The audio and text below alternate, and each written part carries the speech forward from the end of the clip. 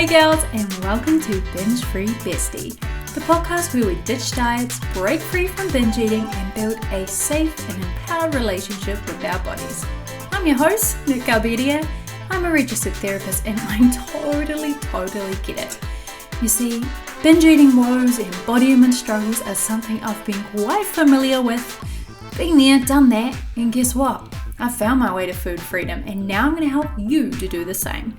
This potty is going to be your go-to for real, evidence-based strategies from my therapy practice and from my own lived experience. So whether you're tired of that diet cycle, you're ready to ditch this shame spiral, or you just want to feel more confident in your own skin, then this is going to be the place for you. It's time to get real about food freedom, body acceptance, self-care, and building a life you truly love. Ready? Let's get into this, besties.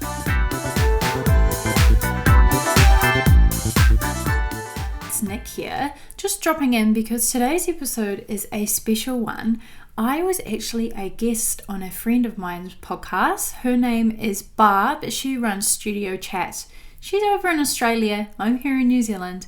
And we're both therapists. So we recently caught up and we spoke on the topic of food peace. We both shared a little bit of our stories and some of our top tips to move towards food peace. So today's episode is going to be that. So I'm just dropping in to say, might be a little bit different than usual. You're going to have two people here and Barb is taking the lead on this chat too.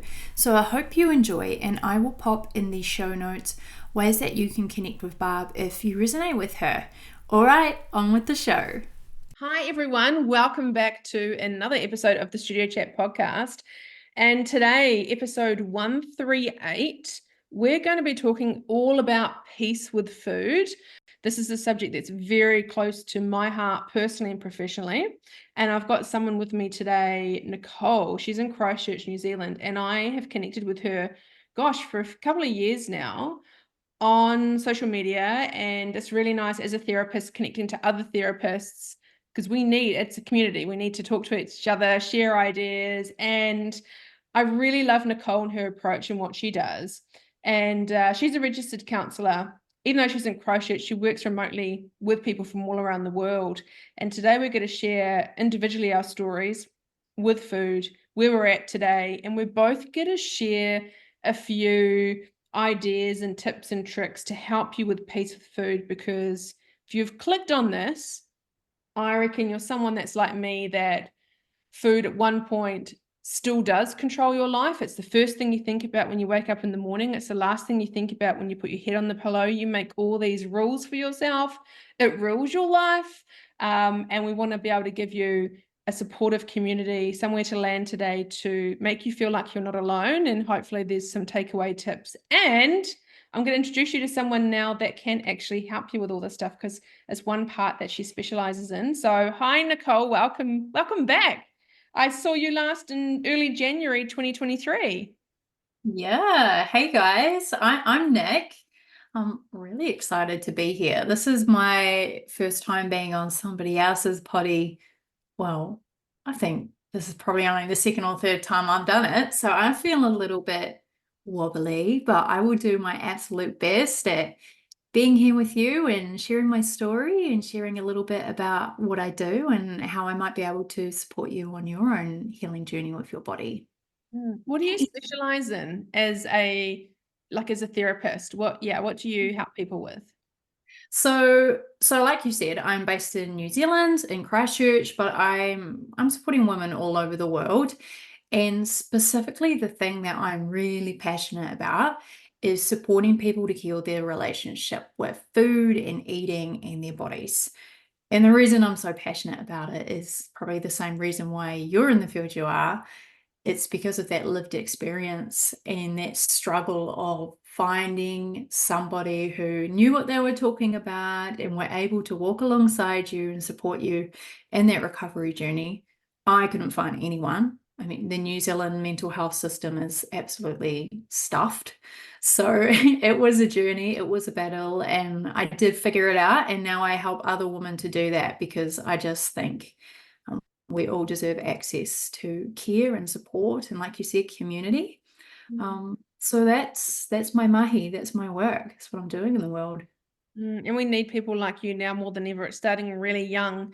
And now with social media and stuff, there's so many, like I didn't even have social media in my, I think we're going to lean right into, I'll share a bit about my story with food, and then I'll pass the microphone over to you. So my story with food didn't start. Well, it's interesting. It didn't start until my body started to change with puberty and stuff. And I was always a lean, athletic girl, always played a lot of sport. But I know my home environment as a kid growing up, my mum would never cook. Our dinners were like frozen fish fingers and some vegetables, or a frozen pizza and vegetables. There was no talk about nutrition. I think my breakfast would be like a couple of pieces of toast with Marmite and some Wheat Bix or some cornflakes. And then a packed lunch would be just a sandwich with some raisins and box of raisins and maybe some biscuits or a packet of chips. I wasn't food focused at all as a kid. I remember it wasn't a thing. I do remember mum going shopping every Friday, and she would buy some chocolate biscuits, or I remember the chocolate biscuits, and she put them in the fridge, and by the end of the day they'd all be gone and would all get told off. So I think obviously there was some kind of eating pattern in our family that we had shit food in the house, as in just boring stuff, but when we had good stuff, my brother and I would eat it like real quick. So that's that early on. But then when I go back to a teenager dating, no, I was just eating. Well, didn't like my body as it was changing, but my relationship with food didn't really start until I started going to the gym when I was 16. And then, yeah, I don't think I really was dieting properly until my early 20s. And that's when it really, the relationship with food. And it didn't help that I married my personal trainer. So I remember meeting him and thinking, oh my God, it's so cool. Now he can help me with my food. And it made things worse because I remember he was a bodybuilder. I don't know if I've shared this story before, but this is where my piece with food really got out of hand. So he was half Samoan, half English guy, and been a bodybuilder for many years. And he was a lot older than me. And I remember we did a training session. And I remember we walked into McDonald's. And up until then, my McDonald's order was a McChicken combo. No upsized, no nothing, right? It was just a standard McChicken combo. I'd eat it, wouldn't even think anything of it. I ordered my standard order, and he went after me and ordered, like, I'm not going to know the order properly, but say, for example, he ordered McChicken combo upsized, 2 Big Mac combos upsized, and extra chips or something. That's how much this guy would eat. And I remember turning to him going, what did I say? Are you having an extra fries? Because I was like, huh? Like it was so nothing I'd ever seen before. My mind, I didn't even think that way. And I was like, oh my God, are you getting an extra fries? And he's like, yeah, because I can. And I was like, oh, okay. And then from that moment, I would order a combo with 2 fries and upsize it. And then it just got worse from there. That's when kind of the binging started. And that's when I started to diet more and could never stick to a diet. And so I'd eat clean and then I'd eat binge. But I remember that kind of being a really pivotal moment, is meeting someone that I was dating who was my trainer, who he didn't need to have a healthy relationship with food because he was taking so much other stuff that his metabolism and his body and whatever, he would just stop eating something for a week and just go back to normal. So like it wasn't a healthy human I was comparing myself, but I was comparing myself with a man. I was comparing myself with someone that would take illegal substances to drop fluid, to drop weight. So it wasn't even apples with apples, right? And at that time I was working at Jenny Craig. So you think of, and if anyone doesn't know, I think most people would know who Jenny Craig was, but what it was a weight loss center, which would, and I was center director. So I was managing the whole center. So it was, people would come in and would want to lose weight, and you'd, why am I struggling to say my words today? Would give them breakfast, lunch, dinner, snacks, and you'd have to eat only Jenny Craig food. And then after a while, you do 5 days Jenny Craig and 2 days on your own. So I was managing a weight loss center very early on in my relationship with my trainer, who I actually ended up marrying. So you got to think of me. I was surrounded by You're in the trenches. Yeah, I was. Yeah. I've just kind of come to that realization now. Wow, I had no hope. Like, this is my direction of what I was going to go in. But wow, like how much I've changed. So I had done Jenny Craig before and it worked, but really interesting because I did all bodybuilding. It's so hard for me to kind of give you guys a quick snippet because peace with food has been my entire life from 24 years old until now. So I'm just trying to give you the highlights because I lived and breathed this day in, day out. It would control my life. It would control where I'd go. It would control what I would wear. It would control, I'm not shitting you, 95% of my embodiment. What am I going to eat? How much? And this is really interesting to share with you guys because we're in such a calorie deficit culture now. I was someone that even now, probably one of the very few women on this planet, I have disordered eating and I didn't have peace with food for a long time, but it wasn't calorie counting. I couldn't tell you. Mine was, I was given a food plan. I would follow the food plan. So even now to this day, I've never really done a calorie deficit, or I can't look at something and go, that's 20 calories. I don't think in the calorie framework, but what I have done is been given food plans. I need to stick to the food plan. Yeah. Well, that's still restriction, Yeah, but it's a mental different, restriction. yeah, it's a different kind of, I just want to highlight that it comes in many forms. It's not Yes. just the numbers.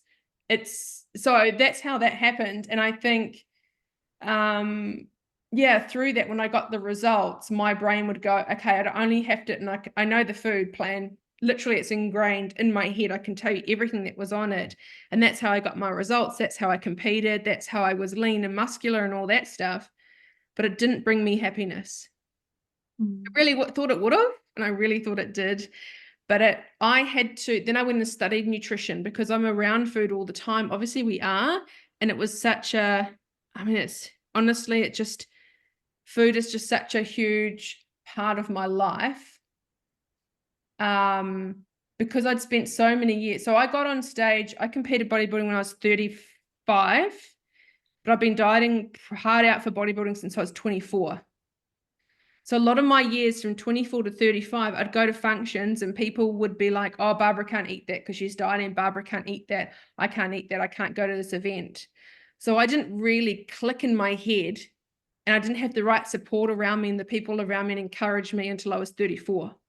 So that's 10 years of secretly eating, secretly not being able to stick to it, or having my ex-husband, he knew I was having a down day. So he'd email me and go, hey, Bubs, I'll get you KFC on the way home. I'll be like, yay. That wasn't helping me. I wish I had someone like say, Barbara, you can live a life. Food, you shouldn't have, I knew it wasn't a healthy relationship with food, but I'd never talk about it with anyone. I'd hide it. But people around me could know. And then also being a woman that has a really healthy appetite. How do you control that? We're supposed to eat like sparrow farts. You're not supposed to eat much. So there's so much, when we talk about peace with food in my life, there were so many rules. There were so many, yeah, but I'm a woman. I shouldn't be this hungry. Or I shouldn't want to eat something, and also now I know a lot of my emotions, a lot of my things I didn't want to face, I would use food as a coping mechanism. Yeah. I didn't want to see what was around me or feel. And the only constant thing in my life was food. And I knew I wasn't in a good place where when I open anything, I eat the whole thing. So if I open a packet I'm not really a chip person, but if the packet of chips is there, I'll probably eat the whole thing. A packet of biscuits or a block of chocolate, oh, hell yeah. I'll finish that probably under 10 minutes, easy. No worries, it's not a problem. But that's what I mean. It's kind of like, I had that fear of, I can't buy it because if I buy it, I'm just going to eat the whole thing. And it's just such a heaviness that I don't want anyone to feel. And then what I decided to do is and then I worked at Les Mills gyms too. So I've had such a heavy area for most of my working career, working around health, wellness. Isn't that ironic? Health, wellness, food, weight loss is what I decided to do as a career. And then just before COVID, I think, around that time, I was like, you know what? I need to understand food. I've worked at Jenny Craig. I know enough about nutrition, but not the right nutrition for me. I need to go down. So I did a nutritional course all about food as medicine and learned it from a different angle. Cool. herbs and medicinal purposes and anxiety and depression, how it can help with food. And I was like, oh, and understanding how food is made and how we're addicted to food. It's not our fault. It's actually scientists that are made, now they're creating a food now with that GLP-1 medication, the Ozempic. They're creating foods so people crave them when they're on that medication. I did not know that. Yeah, so scientists now are actually making food that, because the more people that get on that drug, they're not hungry, suppresses their appetite, they don't want to eat. They're going to bypass that and create food where people still, because they'll lose money.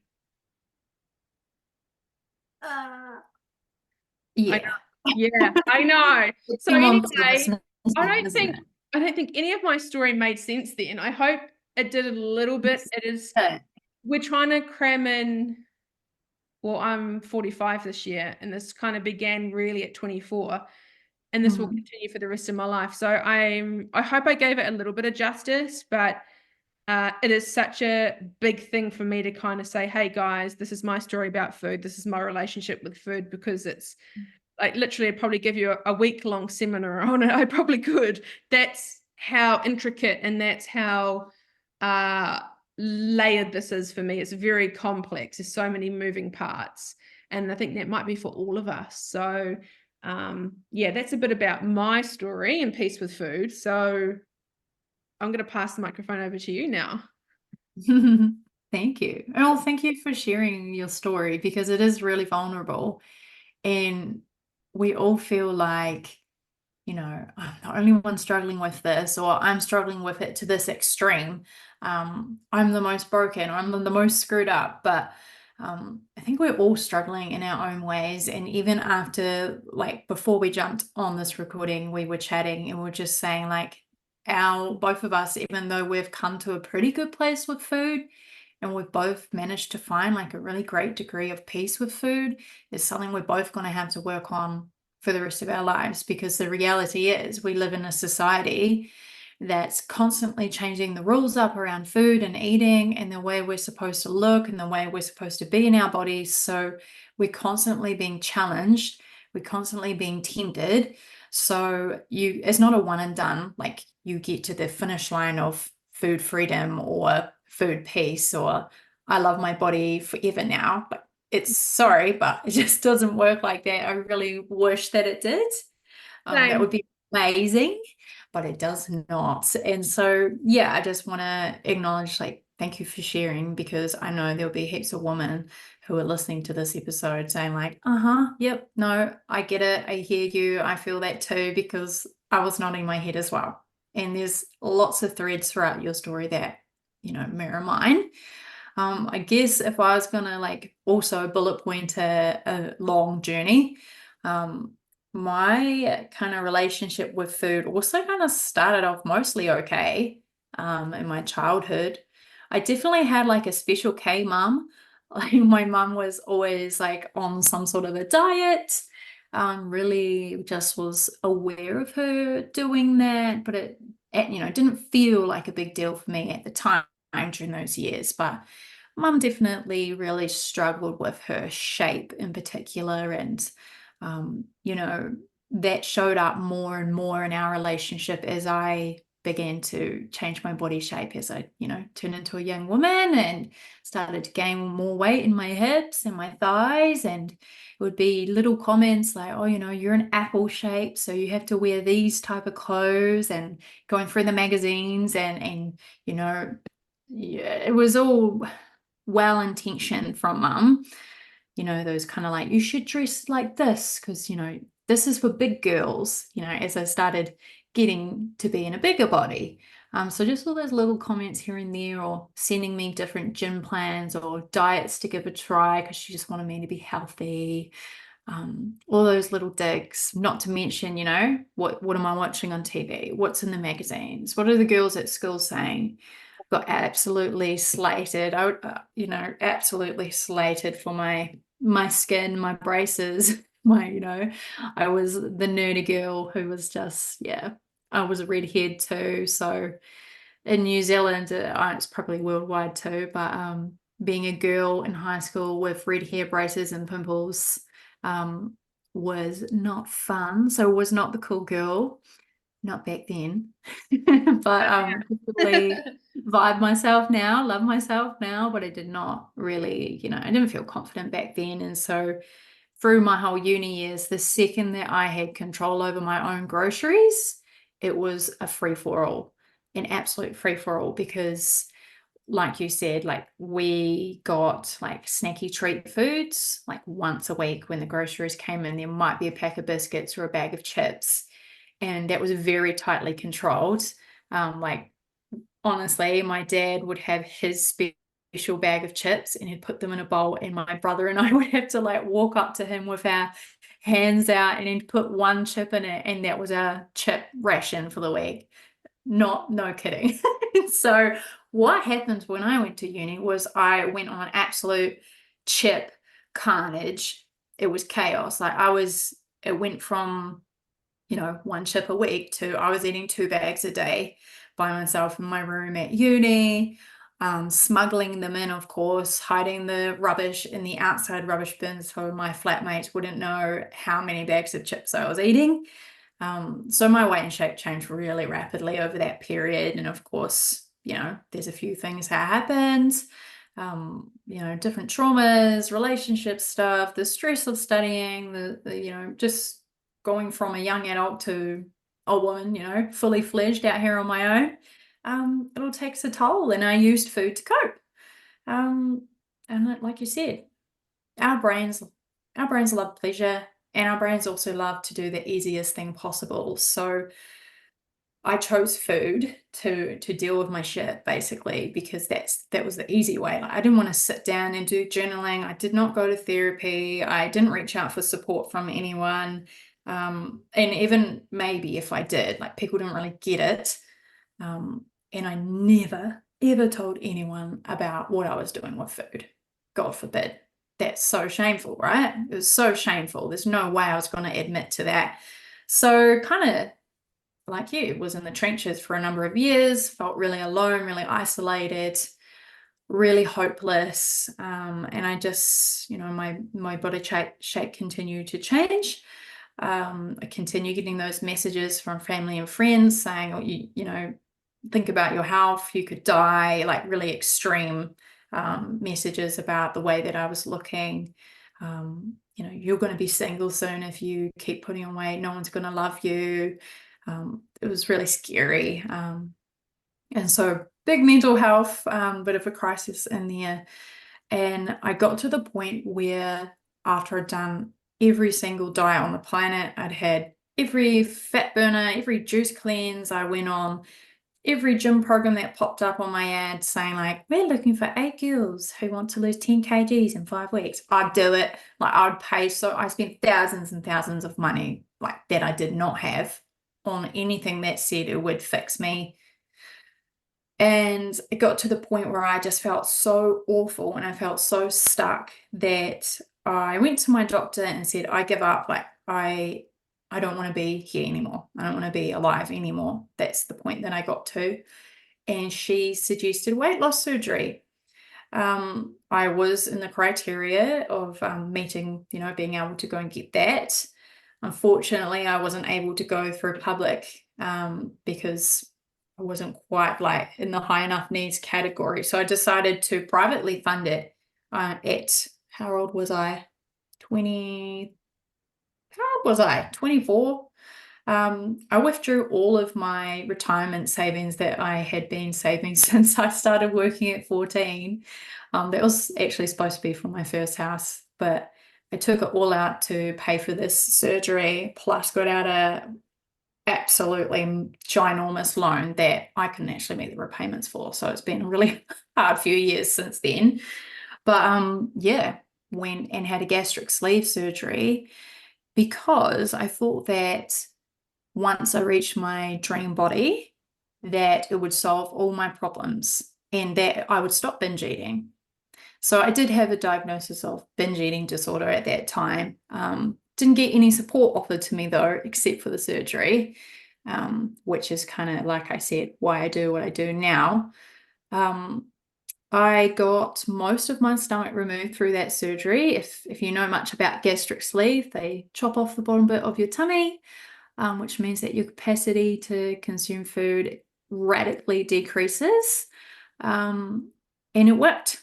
So my dream came true. I'm not going to say numbers because I don't think they're helpful, but I lost all of the weight, every single bit and more. Actually was unhealthily tiny for a while there.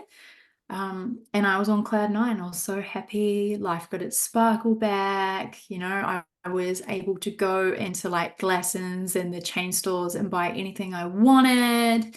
I could be fashionable and cool. I was on Tinder. I left my relationship during this post-op period. He was not helpful. So I left him, started dating. All of a sudden, men were paying attention for me. They were opening up doors. I got offered a job. It was like all of a sudden the world was seeing me, and I had been invisible for years. And so that just reinforced the belief that being in a small body meant that I was more worthy and better, more valuable in society. So I was stoked, honestly.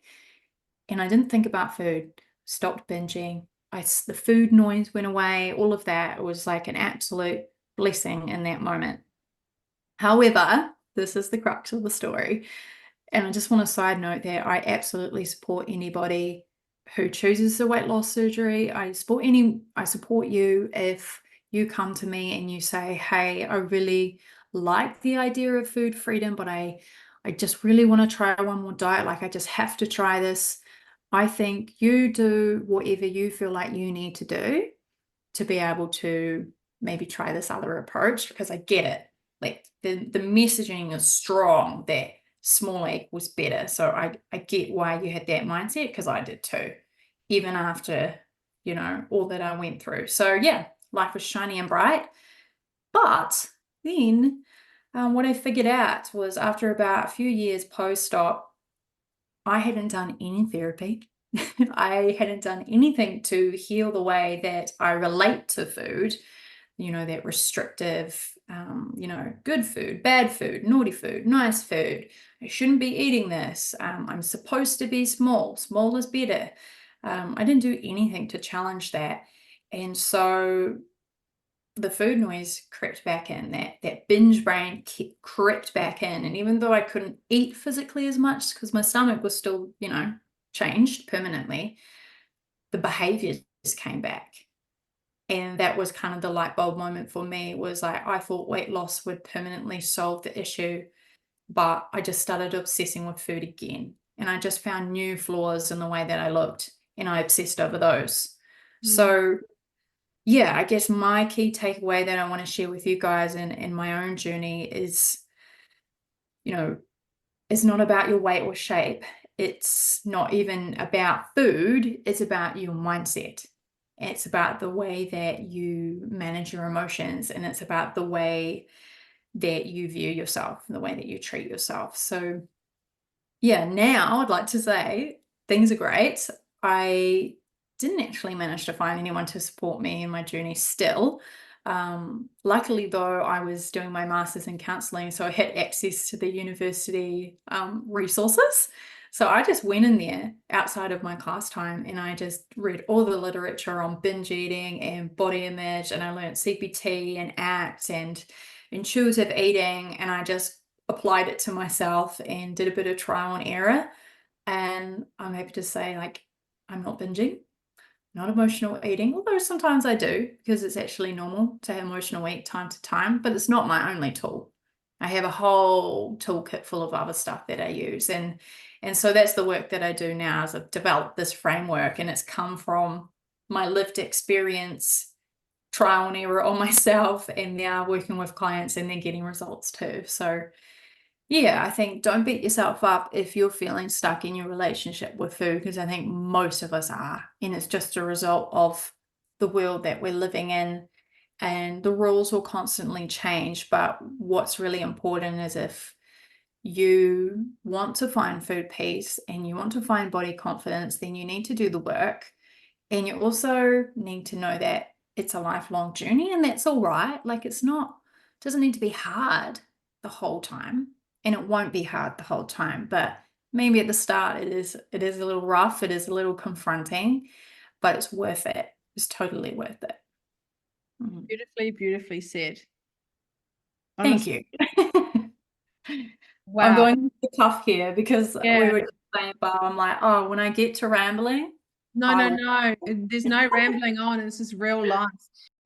So I think with both of us sharing our stories about food and our relationship with food, there's a lot of similarities, but also new things I think we've both discovered that anyone listening to this, hopefully they can take away with them. But I think there was no, I don't know, would I have gone to therapy? There was no talk about therapy, no talk about journaling. I just was getting on with it, and like it was something I was was struggling with, but my brain didn't go to how can I help myself? neither. Like, I never Yeah. thought really to, I mean, I know where to find resources now because I know what to look up and I know like what is out there. But when I was in the trenches, I didn't even know how to like search for the support that I know I would need. Now I know I would need. Like, I didn't even know how to look that up because I didn't even know how to say what I was struggling with. And again, it was all of that, Same. and I was broke. So Yeah. in therapy, I can't, I didn't know where to look for free resources. Yeah. Thank you for talking about the cost too. Over the years, working at Jenny Craig, working at the gym, married to a trainer, yes, there were some things I saved money on, but then there were some things that it does get very costly when you're looking for the next thing, the next pill, the next potion, the next diet, the next trainer, the next dietitian, the next, holy shit, it's expensive. So thank you for Holy bringing shit. that up. And you know what's weird though? It's not weird. We all do this, but I willingly whip out my credit card or take out more debt to pay for the next juice cleanse or gym program. But I don't know if I would have invested so easily and so readily in like something like what I'm offering as a therapist nowadays. Like, I don't actually know if I would have invested in that because I think I was so easily swayed by what diet culture was selling. I wanted that fixed because I didn't actually want to do the work either. Well, I didn't want to go to a therapist and be given tools and strategies and apply them. Like, I just didn't believe in myself. I didn't feel like I could fix myself. I wanted diet culture to sell me their solutions, and then I would just hope they would work. Like, take my money, fix me. But Mm, actually, what you know and I know is like, no, man, you have to fix yourself. Like, we'll stand with you and we'll be like a guide and give you some stuff to try on. But there's no magic wands, there's no silver bullets. Wish I had a magic pill. Then again, that would probably, who knows, magic pills. Let's not go there. But yeah. no Yeah, well, one can do this for there you. is one now. The closest thing to a magic pill would be all the weight loss medications. Yeah. That's Yeah. huge. I actually just recorded a podcast for my own channel just today on the DLP injections and weight loss surgery and how those things are tools for sure, like they're tools and they can help to reduce your struggles with things like food noise.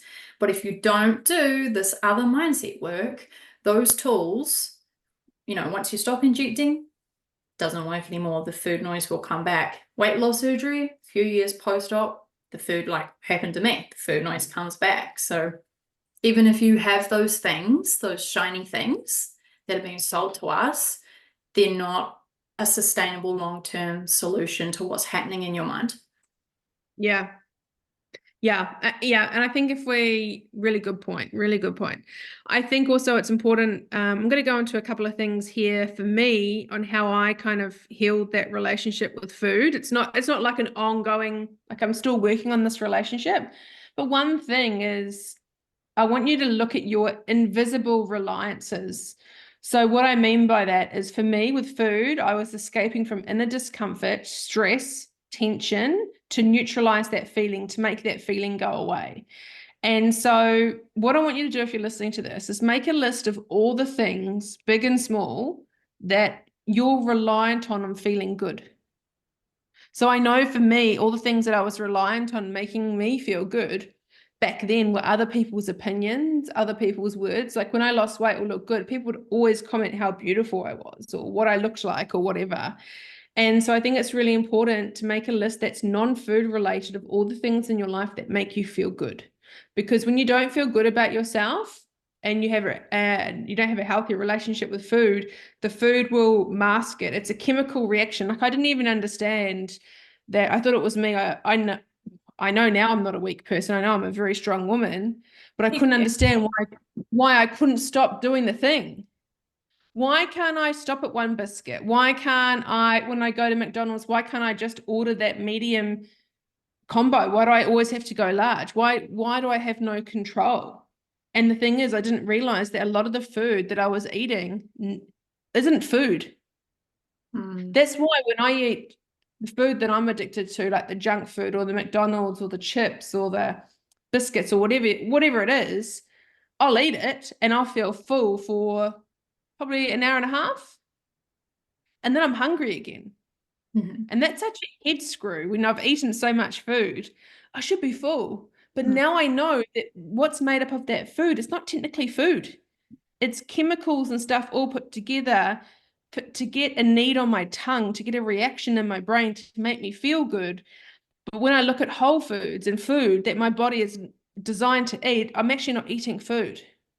I'm eating something that looks and feels like food, but it's not food. So my reliance was on food, on escaping from my inner discomfort. My inner discomfort is I didn't feel worthy. I wasn't good enough. I didn't love myself. I wanted approval from everyone else. And I was striving because of my childhood.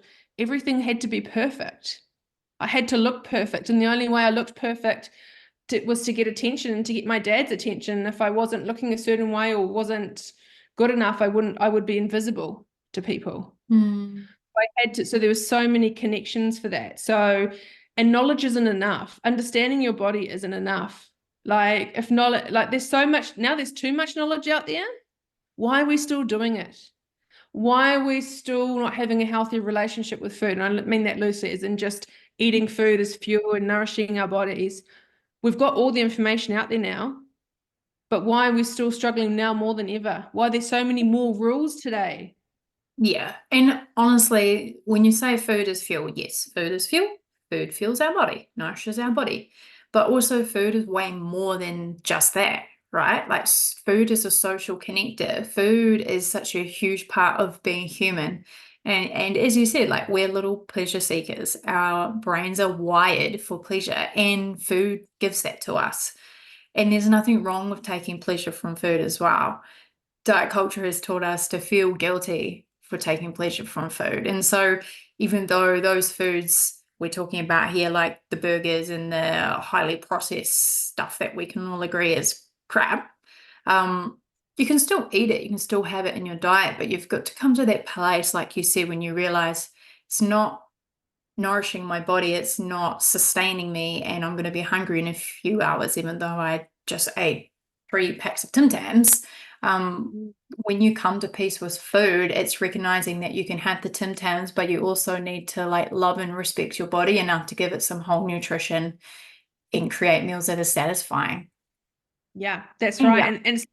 Yeah. And it's because now there's this whole orthorexia thing, which is when people only eat clean, like similar to a paleo diet, and don't eat organic or nothing processed and no chemicals. And so there's the other extreme, which never used to be a thing.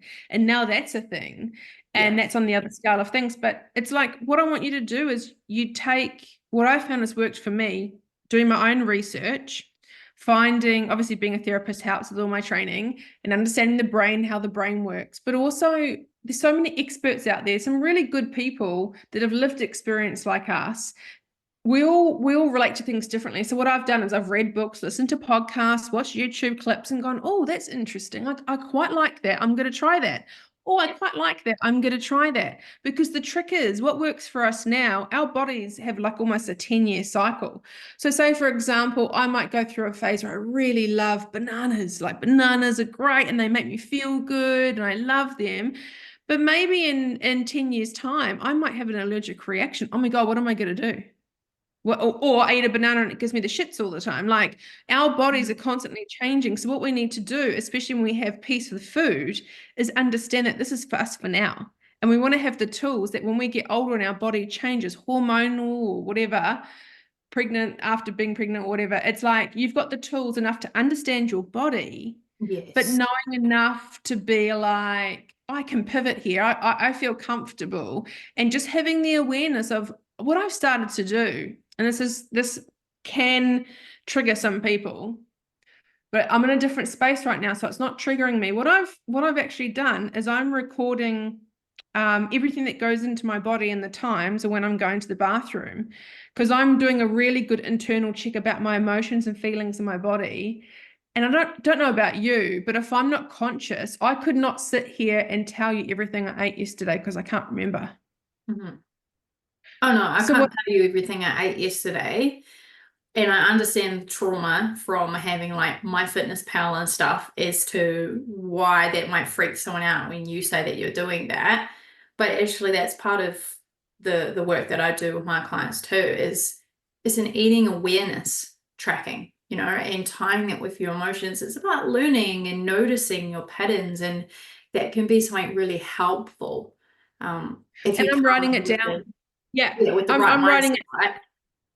Yeah, so I'm writing it down on my phone, but you Mm-hmm. can write it down. I don't use my fitness pal or anything like that. I just write it down in my notes in my phone, or on a bit of paper. And I've just started to do this the last couple of weeks, and it's just interesting. I'm just noticing what foods feel good and what I'm just playing around. I'm experimenting. I'm having fun.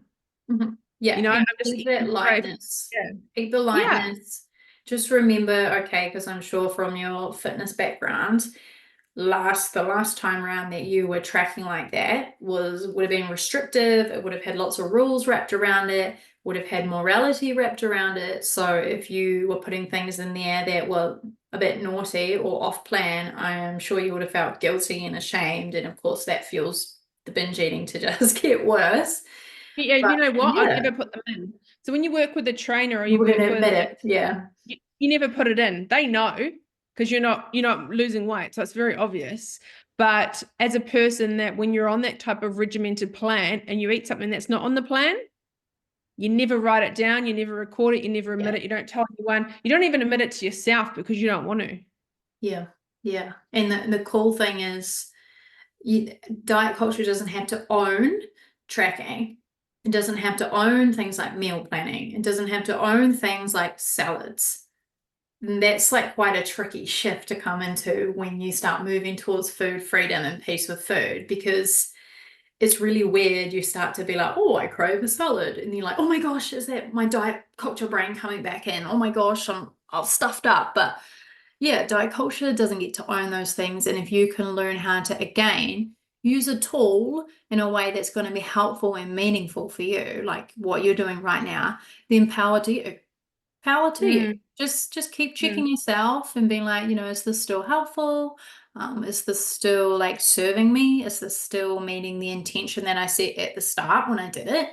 And just know that if you do have like a wobbly moment or a slip back, that's also really normal. And we don't beat ourselves up over it. We just say, okay, cool. I kind of know where that's coming from. That's the mm. old whispers in the back of my head, but I don't have to listen to them.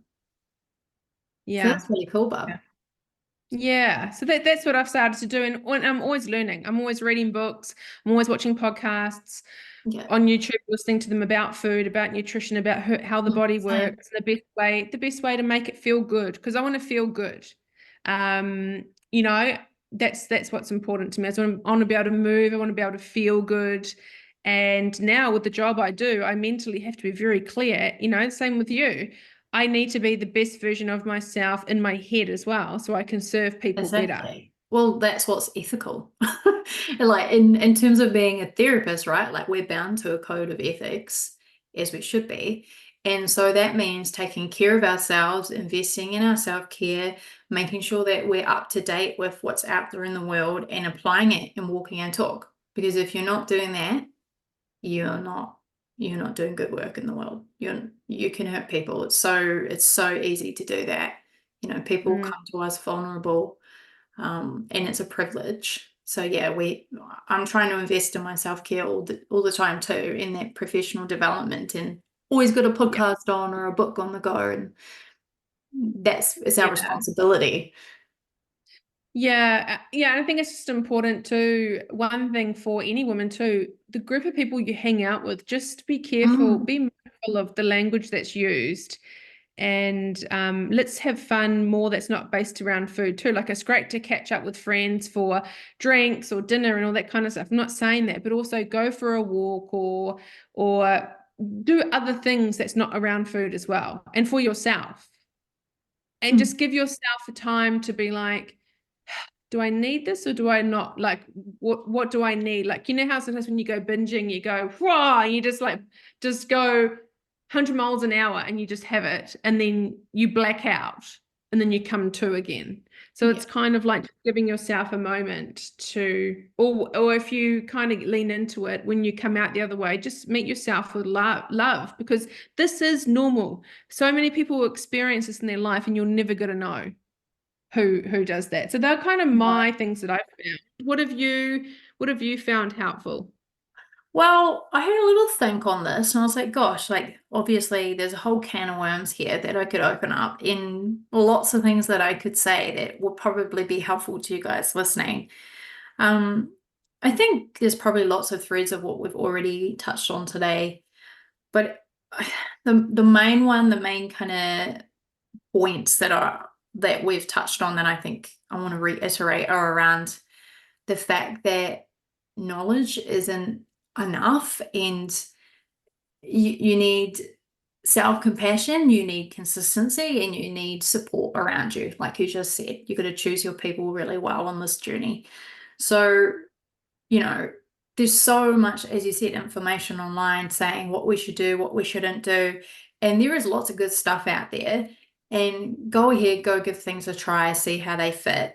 But your relationship with food isn't just about like gathering up that knowledge. It's about applying it and being consistent and asking for help when you're feeling really wobbly, and having lots of self-compassion when things maybe don't go so well or as well as you would hope. Again, we're like sold so many solutions, we're given so much information. We get our hopes up because we think this might be the thing, but it's not going to be one thing that's going to move you towards freedom and peace with food. It's going to be lots of micro actions and little changes that you layer upon each other, conversations that you have, choices that you make that move you towards the woman that you want to be. These are called like towards moves. I don't know. Do you know much about ACT, acceptance and commitment Yeah, therapy? It's I did definitely, study that. yeah, my fave modality. Basically, like every day we make moves towards the version of ourselves we want to be, or we can choose away moves. And the same goes for your relationship with food. So just making as many towards moves as you can in a day, and knowing that sometimes life will throw us curveballs and our brain will want to take the easiest option out there, which is most likely an away move. And that's okay. Don't beat yourself up. Just continue onwards with life. Let yourself eat that next meal. Don't try to compensate with doing some sort of crazy exercise routine or skipping a meal, or doing something like that to compensate, because that'll just keep you feeling stuck in your relationship with food. So yeah, and I think when we're talking about support as well, struggles with food thrive in isolation. Like it's 1 in 5 women struggle with binge eating disorder as well. So that's at a clinical level, 1 in 5 women. And if you think about, say, 5 or 10 women that that means at least 1 or 2 of them are sitting with possibly a clinical level of this struggle. So it's everywhere, but I bet you they haven't told you that. I bet you they're keeping quiet. Maybe that 1 in 5 is you out of your friend group. So it's that shame and that guilt that keeps your struggle with food alive. So please, like, talk to your girlfriends, talk to your mom, your cousin, go to a therapist, go to your GP, look online. You're welcome to find like me or Barb, like we're both here. We're very open to holding space on this topic in particular, totally judgment free as well. And just Start putting in your cards on the table. Start putting it out there. It's not going to make it any heavier. It's not going to make it any more difficult to get out with by just admitting to it, admitting, hey, this is real. This is what's going on for me. It's helpful. And healing requires support. I know you're a strong woman. You have probably been through so much in your life already, but this kind of thing, you've got a heck of a lot more chance to come out the other side strong and empowered and confident in yourself if you do it with a community and doing it with a guide. It's so much easier. Why make it harder for yourself? You've already been punishing yourself on that diet treadmill for years on your own. So just cut yourself a break and ask for help. I think maybe that's actually would be my biggest takeaway. I did have heaps of bullet points of things that I wanted to say for my big takeaways for the episode, but honestly, when I just power it all back, boil it down, it's know that you're not alone, ask for help, join a community, like join some sort of, a group, or just open lines of communication so that this thing that you're carrying, it doesn't need to be on your back anymore. That isolation, if we can cut that first part, like you've got such an amazing chance at recovery. Don't you have a workshop or a course coming up? I've got a couple of Yes. minutes. Do you want to quickly tell us about that? Yes, I do. I do have a free training actually coming up. It's on March 30th. So it's only a couple of weeks away. It's called Binge Eating Unlocked. And what I'm going to be doing there is I'm going to be breaking down the 3 triggers that sit behind binge eating, emotional eating, overeating. All of those behaviors kind of sit in the same bucket. There's actually 3 core reasons why people will binge eat. And in the training, this is actually was the first module of my group coaching program, but I've decided to make it a free training instead so that everybody can at least get access to that knowledge for free and know why they're binge eating. So this is why the heck am I binge eating, and what are some practical means that you can start taking now to address those 3 triggers. Segue from that, of course, is that on the night of the webinar, free training, it's going to be on the 30th. I'm going to be opening the doors to my online group coaching course, which is called Break Up with Binge Eating. It's a kind of like a hybrid blend between self-paced online psychoeducational modules where I train you to kick binge eating to the curb totally. So how to regulate your emotions, how to build a healthy relationship with food, how to mindful eat, how to create meals that are satisfying, and how to rewire your brain to have a healthy relationship with food and eating. So get all that. You also get me coaching you for, I think it's about 12 weeks. We're in the DMs.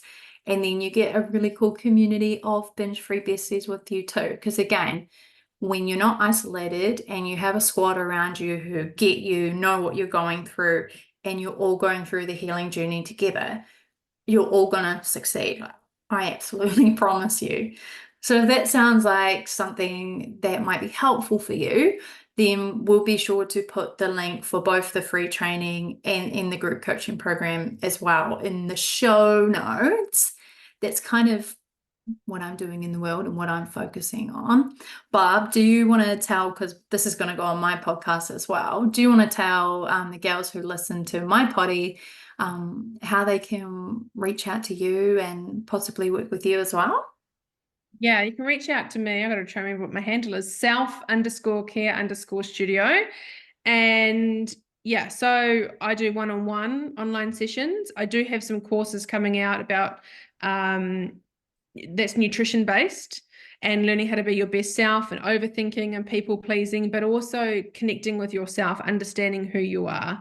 So the best place to find me is on Instagram, and you can just connect with me on there and we can go from there. That's probably the easiest way. Yeah. Yeah. Oh, I forgot to say that. Yeah, Instagram. Binge Free Bestie, I'm called. But we'll put everything in your show notes, so you won't miss out on. You'll be able to find both of us really easily, and we would both love to connect with you. So just DM either of us anytime if you would love some more support.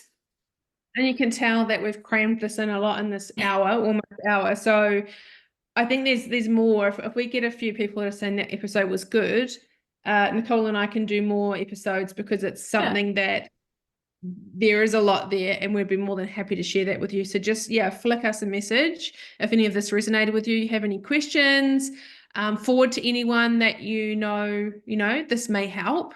And let's talk about it more. Let's not shame people that eat a whole pack of chocolate biscuits or a block of chocolate or whatever. Like, who cares? Like, we're women, we eat. There's no shame in it, but we can, want you to have your life back. I don't want food to control your life anymore. No. Yeah. So you've got this. Reach out if you need us. We are here. And let us know if you'd like us to create an episode on anything else, because we would love to. We would love to. It's so nice to have you here. Thank you for joining us. Thank and you. For all of Nicole's audience, hi. And I look forward to doing another one soon. It's been a good chat, Nicole. I love it. Hey besties, that is a wrap for this episode. If you're feeling fired up and you're ready to dive a little deeper, then let's chat about how you can keep that momentum going. First, you can find me on all your fave socials at Binge Free Bestie. You're going to get lots of daily inspo there, more strategies, and a healthy dose of body positivity. Then, if you want to start your food freedom journey, then you're going to need to grab my totally free guide, The Overeater's Fix. That is easy to find in my show notes. And finally, if this episode has inspired you to take the first step in healing your relationship with food and you're ready to break up with binge eating, then my online course is exactly where you need to be. It's a powerful blend of coaching with me, Nick, and a supportive Binge Free Bestie community, engaging discussion forums, transformative learning modules, and a mindfulness library that's packed with strategies to help you ditch dieting and embrace lasting food freedom. Next round is starting really soon, so if you don't want to miss out on that, then join the waitlist. Link is in the show notes. Okay, that's all from me today, but if this episode has been helpful, please hit follow. And if you're feeling extra kind, maybe consider leaving me a review on your fave platform. Please remember, you are so worthy of food freedom and body peace. Please take care of your beautiful self, and I'll catch you next time for another empowering episode. Ciao for now.